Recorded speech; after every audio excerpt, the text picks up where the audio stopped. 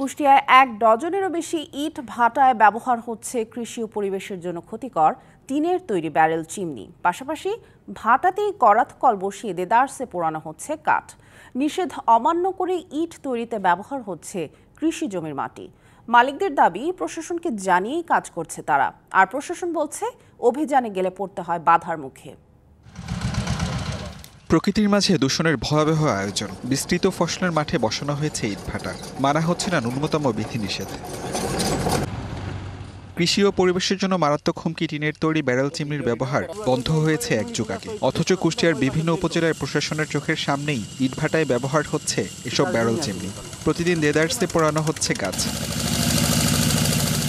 পরিবেশ অধিদপ্তর ও বন বিভাগের অনুমোদন ছাড়াই শুধু ইউনিয়ন পরিষদের ট্রেড লাইসেন্স নিয়ে ইটভাটায় করাতকল বসিয়ে চলছে চেরাইয়ের কাজ। কালার এক্সপার্ট, জর্জ স্যাপ এবং মাইল্ড অন হ্যান্ডস টেকনোলজি সমৃদ্ধ অরিক্স ক্রিস্টাল ওয়াশ আপনার প্রতিদিন গড়ে 400 মন কাঠ ব্যবহার হয় প্রতিটি ইটভাটায়। বন বিভাগের লাইসেন্স নাই, ট্রেড লাইসেন্স আছে 400-450 মন করি।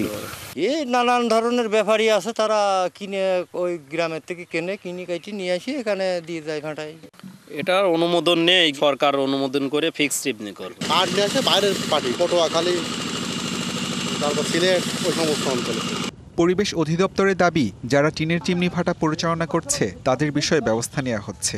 করাতকল থাকতে তো আমরা প্রাথমিক অভিযান যদি করা হয় তখন চাইলে ব্যবস্থা নেওয়া হয়। আর ওই যে টিনের চিমনির কথা বলতেছেন, হ্যাঁ টিনের চিমনি চলতেছে কুমারখালীর সাইডে কিছু।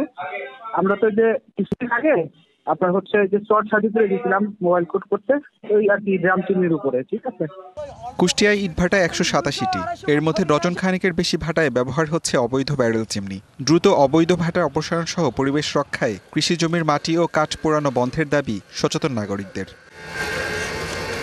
DVC news desk.